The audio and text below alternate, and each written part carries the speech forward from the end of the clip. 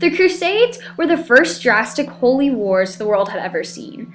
Many historians and resources hold account to different reasons as to why this holy war between the Christians and Muslims seemed to have started.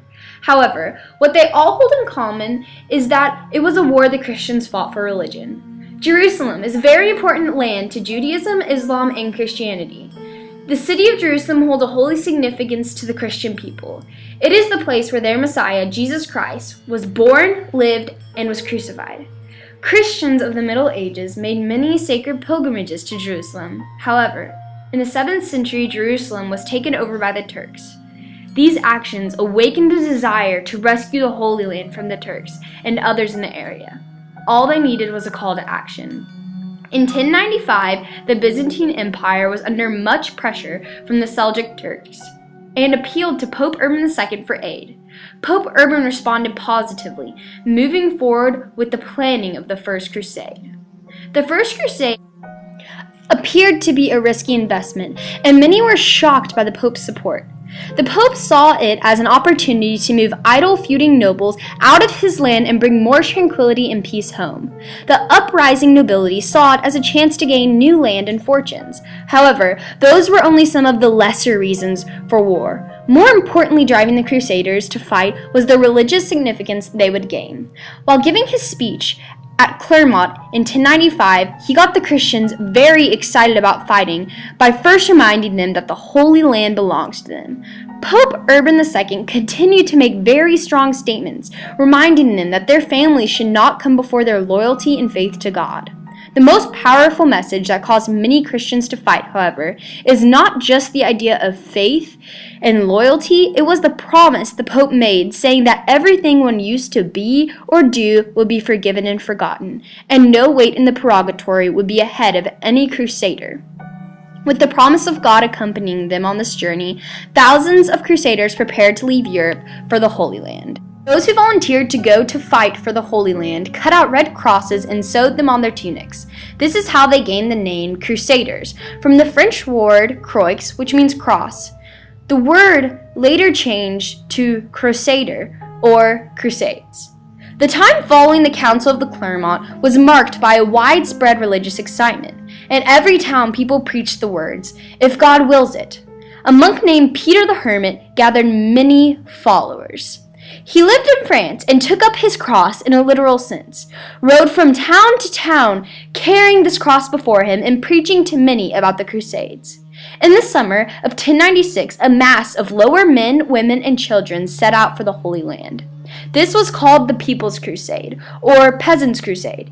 Either way, this group set out, unorganized and unarmed. The People's Crusade was badly failing. Most of the people had never had military training. Upon arrival, Alexis I of the Byzantine Empire sent his tattered allies as quickly as possible to Asia Minor, where the majority were rapidly defeated by the Turks. Although the Peasants' Crusade had much religious zest, it could not help them avoid the death that lay ahead of them. All the while, the real armies were gathering in the west and uniting to head forward on the road to the Holy Land. Recruitments came heavier from France than any other country.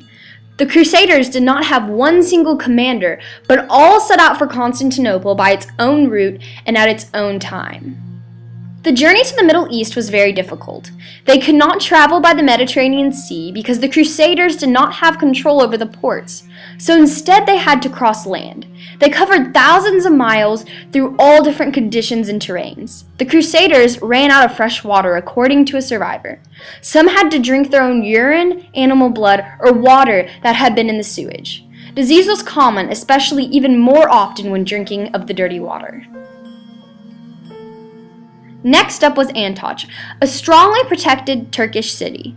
This fight was more of a challenge for the Crusaders. The siege lasted from October 1097 to June 1098, nearly a 7-month siege. The final target was Jerusalem. The Crusaders finally accomplished what no Byzantine army had been able to do. By defeating one Seljuk Turk army after another, the Crusaders slowly advanced to the city of which they were fighting for with only a fourth of their original number in men.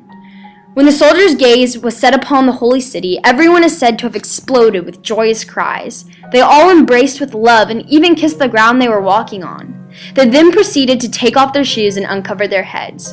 With Peter the hermit at the head of them, they marched around the city, chanting the words of the prophet, "Jerusalem, lift up thine eyes, and behold the liberator who comes to break thy chains."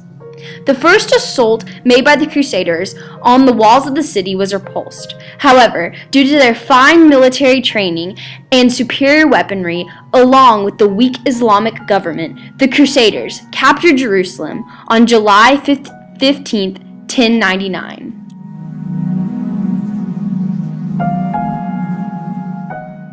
Once inside the city, the Crusaders slaughtered their enemies with no compassion.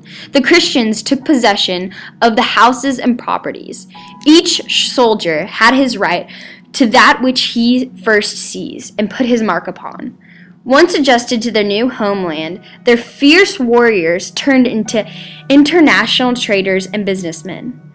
Though the journey was hard for all the Crusaders, it ended with much wealth and success for the time being.